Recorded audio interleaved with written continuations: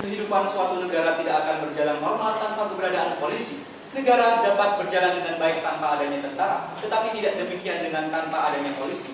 Karena kepolisian merupakan institusi yang bertugas dalam rangka menjaga keamanan, ketertiban, dan dalam masyarakat dan negara. Pasal 4 Undang-Undang Kepolisian Republik Indonesia. Assalamualaikum warahmatullahi wabarakatuh. Waalaikumsalam warahmatullahi wabarakatuh. Dewan Juri yang kami hormati, keamanan dalam negeri merupakan syarat utama untuk mendukung terwujudnya masyarakat yang madani, adil, makmur, dan beradab berdasarkan Pancasila dan Undang-Undang Dasar 1945. Pemeliharaan terhadap keamanan dalam negeri merupakan fungsi kepolisian yang sebagai alat negara dalam rangka menjaga dan keamanan tersebut. Kemudian pasal 4 Undang-Undang Nomor 2 Tahun 2002 tentang Kepolisian Republik Indonesia juga telah menegaskan bahwa Polri bertujuan untuk mewujudkan keamanan dalam negeri yang meliputi terpeliharanya keamanan, ketertiban masyarakat, tertib dan tegaknya hukum, serta terselenggaranya perlindungan, pengayoman, dan pelayanan kepada masyarakat itu sendiri.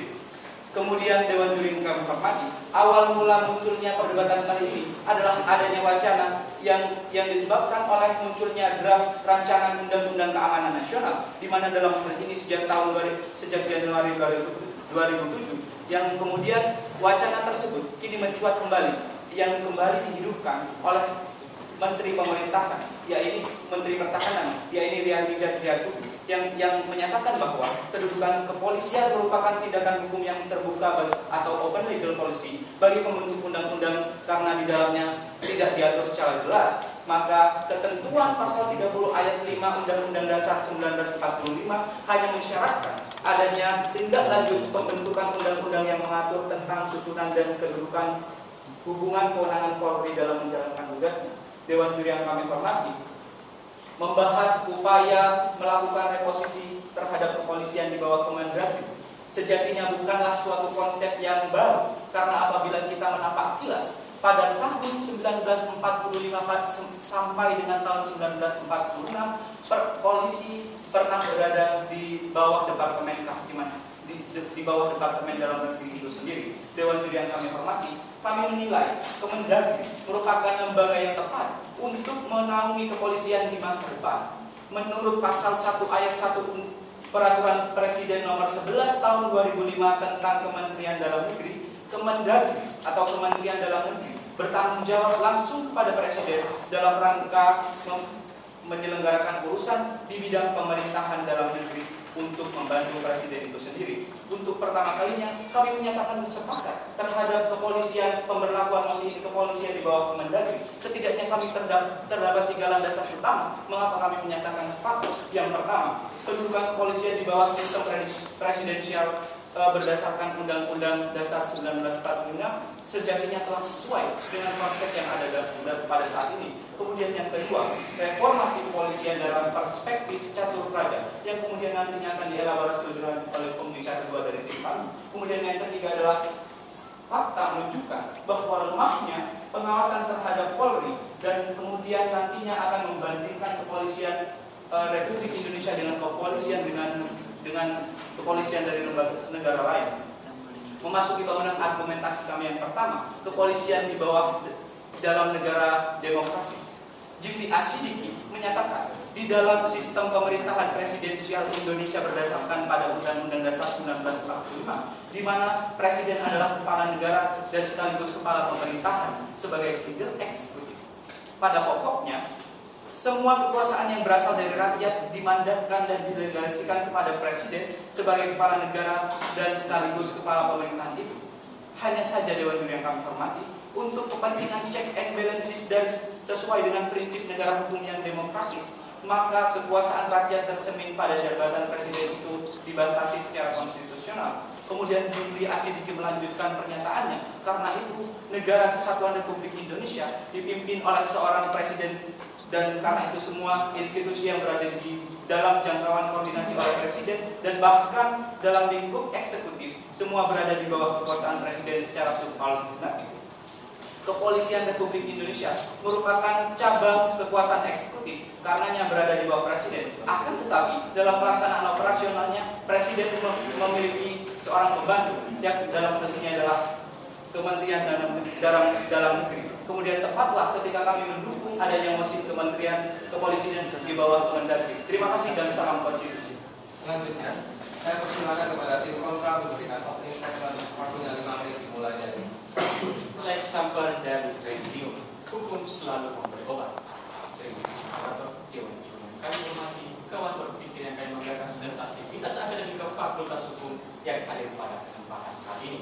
Izinkanlah kami membawakan perdebatan kita kali ini pada ranah akademik konseptual guna mengawal dialektika untuk mencapai suatu perdebatan yang objektif dan komprehensif. Namun jauh sebelum langkah kebangunan argumentasi kami, izinkanlah kami untuk mendudukan kembali latar belakang promosi perdebatan kita kali ini lahir. Perlu diketahui setelah reformasi sesuatu dengan amanat ketetapan MPR dan juga amanat pada pasal 30 Undang-Undang Dasar 1945 Polri disahkan dari TNI. Bahkan Departemen Pertahanan dan Keamanan diubah menjadi Departemen Pertahanan yang melakukan fungsi koordinasi dengan TNI. Hal ini kemudian Polri dianggap langsung dikoordinasikan di bawah Presiden, sedangkan TNI dikoordinasikan oleh Menteri Pertahanan. Dan inilah yang memunculkan menempatkan adanya suatu kontradiksi dengan masyarakat. Per definisi tentang mosi perdebatan kita kali ini izinkan kami memberikan pembatasan-pembatasan yang ada. Yang pertama, terkait dengan kepolisian. Pengertian kepolisi itu sendiri adalah badan pemerintah yang bertugas memelihara keamanan dan ketertiban umum. Pada pasal 1 angka 1 Undang-Undang Nomor 2 Tahun 2002 tentang Kepolisian Negara Republik Indonesia, Lembaga Negara Nomor 2 selanjutnya dinyatakan bahwa kepolisian adalah segala hal yang berkaitan dengan fungsi dan lembaga polisi sesuai dengan peraturan perundang-undangan. Pengertian tersebut memiliki dua makna yang ada. Yang pertama, lembaga kepolisian dan fungsi kepolisian. Lembaga kepolisian adalah suatu organ pemerintah yang terorganisir dan terstruktur yang ditetapkan sebagai suatu lembaga serta diberikan kewenangan untuk menjalankan fungsinya yang kemudian berdasarkan peraturan perundang-undangan. Sementara fungsi kepolisian dalam pasal 2 Undang-Undang Kepolisian adalah salah satu fungsi pemerintahan negara di bidang pemerintahan, keamanan, ketertiban masyarakat, penegakan hukum, perlindungan dan pelayanan kepada masyarakat. Dewan Juri yang kami hormati serta hari ini kedudukan fungsi dan tugas Polri pada sekarang ini dan menjadi materi maka dalam undang-undang Polri merupakan hasil daripada reformasi bidang politik.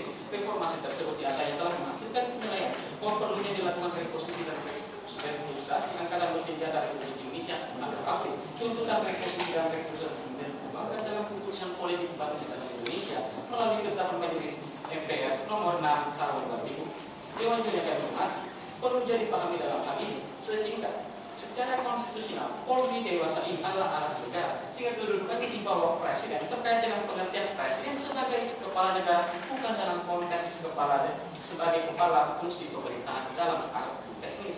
Perlu juga kemudian kita pahami bersama bahwa kedudukan Polri dalam lembaga departemen dalam lembaga negara non departemen yang berperan dalam pemeliharaan keamanan dipimpin seorang Kapolri dan berkedudukan langsung di bawah presiden. Pelaksanaan kegiatan organisasi yang tersebut yang secara operasional dan pembinaan kemampuan Polri dilaksanakan oleh seluruh fungsi Polri secara berjenjang mulai dari tingkat pusat sampai pada tingkat daerah yang terendahnya itu bawah supervisi. Untuk tanggung jawab tersebutlah akan tugas dan wewenang Polri secara gratis dimulai pada tingkat kepolisian, para Polri, Kapolri dan sampai pada tingkat yang paling rendah. Salah satu tuntutan reformasi dan tuntutan masyarakat adalah menuju kepolisian yang profesional menegakkan hukum, penegakan hak asasi manusia dan globalisasi. Perlu dipahami dalam hal ini sehingga dalam adanya musim perdebatan kita kali ini maka mau ada sebuah solusi kami. Yang pertama, dengan uraian yang telah kami paparkan, kedudukan kepolisian dalam negara demokrasi dan dalam perspektif polisi sendiri, maka penting untuk memperkuat posisi kepolisian yang tetap berada di bawah presiden. Yang kedua, mengeliminasi peran Polri yang bersifat politis dan berkenaan dengan kebijakan baik dalam forum DPR maupun dalam agenda politik lainnya yang bersifat politis agar Polri dapat menjalankan dan bertugas pada bidang keamanan, ketertiban masyarakat dan penegakan hukum. Dalam Undang-Undang Nomor 2 Tahun 2002 tentang Kepolisian Indonesia, bab 2 mengenai susunan dan kedudukan kepolisian negara Republik Indonesia pada pasal 8 ayat 1 tegas menyebutkan bahwa kepolisian negara Republik Indonesia berada di bawah presiden. Negara mempunyai hak untuk melaksanakan kekuasaan tertinggi jika perlu dengan pengaksaan dan negara lalu yang membagi-bagikan kekuasaan yang lebih berat dan yang lebih rendah derajatnya. Keterangan ini sekaligus menjelaskan pendelegasian kekuasaan formal negara di bidang keamanan dan ketertiban masyarakat kepada kepolisian adalah hal yang tepat, di mana dalam hal ini berada di bawah presiden. Perlu juga kita pahami bahwa koordinasi tersebut yang ada dalam kepolisian yang di mana di bawah presiden sejatinya telah menimbulkan suatu urgensi nyata untuk adanya upaya untuk mendelegasikannya di bawah Kementerian Dalam Negeri. Sekian dari kami. Lawan berdebat adalah kawan terbaik kami dan berpikir. Beri aplaus dulu kepada kedua tim.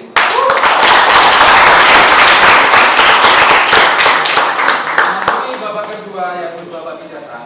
Saya persilakan kepada tim pro untuk memberikan bijasan atas argumentasi pembuka tim kontra. Waktunya 7 menit dimulai dari sekarang. Bismillahirrahmanirrahim. Setiap kekuasaan pasti memiliki kecenderungan untuk senang-menang. Lord Acton yang menegaskan, power tends to corrupt, and absolute power corrupt absolutely. Oleh karena itulah Dewan juga kami hormati, dibutuhkan suatu pemisahan kekuasaan dengan cara memisahkan kewenangan ke dalam lembaga negara yang sederajat, saling mengawasi dan saling mengendalikan satu sama lain. Maka atas dasar itulah Dewan juga kami hormati. Kami melihat terdapat urgensitas yang nyata. Mengapa kemudian kami berada dalam posisi ini? Namun sebelum terlalu jauh, kami menyampaikan argumentasi. Kami akan memberikan klarifikasi terkait beberapa kekeliruan berpikir yang kemudian ditelurkan oleh pembicara pertama dari tim kontra. Pembicara pertama dari tim kontra menyatakan bahwa kepolisian merupakan alat negara yang berada di bawah presiden. Namun Dewan juga kami hormati. Hal tersebut lantas menimbulkan pertanyaan fundamental bagi kami semua. Lantas bagaimana kemudian presiden dapat menjalankan kewenangannya sebagai lembaga negara, sebagai kepala negara, maupun sebagai kepala pemerintahan ketika di saat yang bersamaan presiden diwajibkan pada kewenangannya untuk melaksanakan koordinasi dan pengawasan terhadap Polri, dan di sisi lain presiden juga wajib melaksanakan kewenangannya dalam pemerintahan. Kemudian yang kedua, pembicara pertama tim kontra mengatakan bahwa kepolisian merupakan penegak hak asasi manusia. Silakan. Dewan juri yang amat terpelajar, pembicara teman-teman tim pro mengangkat dalil power test competence surat absolutely merupakan dalil yang ambivalen diametral yang mesti perdebatan kita pada hari ini. Sebab Polri dan Jaksa merupakan satu cabang perusahaan yang sama ini merupakan satu cabang eksekutif, dan hal ini merupakan ambivalen diametral dengan pemisahan sendiri sama teman-teman tim pro. Terima kasih. Maka kemudian yang menjadi pertanyaan terhadap pernyataan dari pembicara tim kontra, apakah kemudian penegak hukum, kepolisian sebagai penegakan HAM telah berhasil mengeliminasi penegakan HAM? Namun kenyataannya, kepolisian sebagai lembaga penegak hukum justru rentan terhadap pelanggaran hak asasi manusia itu sendiri. Maka Dewan juga kami memiliki dua landasan argumentatif mengapa kemudian kami berada dalam posisi ini. Bahwa yang pertama, kepolisian di bawah Kemendagri akan memudahkan tugas presiden dalam hal sebagai kepala negara maupun sebagai kepala pemerintahan. Dalam teori Van Vollenhoven, dalam teori dunia, dalam bukunya Contract van het Administratif, setidaknya terdapat diferensiasi antara fungsi Polri sebagai penegak hukum dengan fungsi pemerintah sebagai lembaga yang melaksanakan pemerintahan. Fungsi pemerintah, yakni dalam hal ini BESDO, merupakan tugas yang sangat jelas dan tidak terbatas pada pelaksanaan undang-undang semata. Fungsi ini juga meliputi pada kewenangan negara untuk campur tangan dalam setiap kegiatan sosial, budaya, ekonomi hingga politik.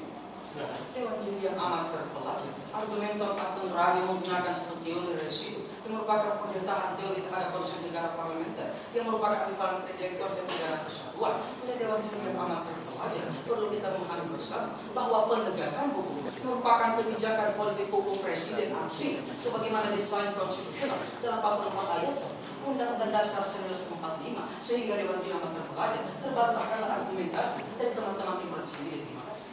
Kemudian lanjutkan argumentasi kami Dewan yang kami hormati sebagai kepolisian yang menjalankan fungsi polisi dimanifestasikan melalui pengawasan preventif, yakni memaksa masyarakat untuk mentaati hukum yang ada demi terciptanya ketertiban, kedamaian serta kepastian hukum. Dewan juri kami hormati berdasarkan teori tersebut sejatinya terdapat diferensiasi antara fungsi Polri sebagai penegak hukum maupun fungsi pemerintah sebagai BESDO. Dewan juri kami hormati, polisi di bawah presiden akan mengalami tumpang tindih fungsi karena ketika presiden dihadapkan pada fungsi kewenangannya sebagai lembaga pemerintah, juga presiden dihadapkan pada kewenangannya untuk melaksanakan mengawasi institusi Polri yang dalam hal ini kewenangannya adalah penegakan hukum.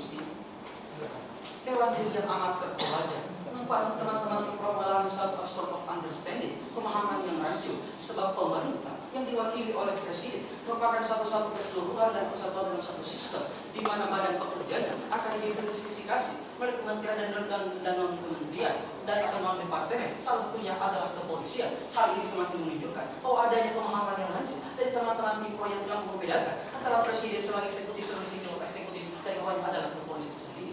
Maka atas dasar itulah Dewan juri yang kami hormati, keberadaan polisi di bawah Kemendagri sejatinya merupakan bentuk pembantuan oleh Kemendagri terhadap fungsi dan kewenangan presiden, baik sebagai kepala negara maupun kepala pemerintahan. Jimli Asdi menyatakan bahwa fungsi kepolisian di bawah Kemendagri tidak lantas menempatkan kepolisian subordinatif terhadap Kemendagri, namun Jimli menegaskan bahwa fungsi tersebut hanya bersifat koordinatif. Artinya, terdapat suatu mandataris dari kewenangan presiden terhadap kewenangan Kemendagri. Kemudian ketika tim kontra mendalilkan bahwa akan mengganggu independensi hukum, hal tersebut sejatinya telah terbantahkan sebelum terbangun. Yang kami hormati kawan-kawan kita dari berangkat dari argumentasi bahwa sistem kepolisian saat ini telah menimbulkan banyak pelanggaran hak asasi manusia. Namun bagaimana jika kemudian data yang kami peroleh pada tanggal 27 Mei Januari tahun 2017 berdasarkan hasil penelitian yang dilakukan oleh Kompas, di mana masyarakat menyatakan bahwa indeks kepercayaan masyarakat terhadap polri sebesar 71,17%. Terima kasih. Inilah yang kemudian menempatkan kita pada suatu kesesatan berpikir. Dewan yang kami hormati, sejatinya terdapat indikasi pelanggaran dalam setiap penegakan hukum dan asasi manusia oleh kepolisian. Hal ini terbukti dari laporan Lembaga Studi dan Advokasi Masyarakat atau ELSA, yaitu Polri menempati institusi terbanyak melakukan pemeriksaan dengan 54 kasus, dengan 8 kasus di kepolisian daerah, 22 kasus di kepolisian resort, dan 21 polsek, serta 1 kasus di Densus. Kemudian hal tersebut lantas dipertegas oleh Komnas HAM yang menyatakan bahwa Komnas HAM menerima sebanyak 38 laporan terkait kasus penyiksaan oleh polisi. Dewan Juri yang kami hormati, ketika tim kontra menyatakan bahwa Polri sebagai institusi yang bersih dari pelanggaran HAM, hal tersebut sejatinya telah terbantahkan melalui fakta-fakta empiris dari laporan ELSA maupun Komnas HAM itu sendiri. Kemudian Dewan Juri yang kami hormati, dalam prinsip supremasi hukum, Frederick Julius Stahl menyatakan salah satu unsur resta adalah pengakuan dan perlindungan terhadap hak asasi manusia. Harus Ottoseno lantas menegakkan standar HAM adalah pemerintah yang tidak sewenang-wenang, pemerintah yang tidak diskriminatif, dan regulasi yang pro rakyat. Ketika kepolisian sebagai salah satu kekuasaan pemerintah lantas melakukan pelanggaran HAM dalam setiap penegakan hukumnya, hal yang kemudian menjadi pertanyaan, apakah kemudian esensi penegakan hukum tersebut akan dapat dipertahankan? Sekian, terima kasih dan salam.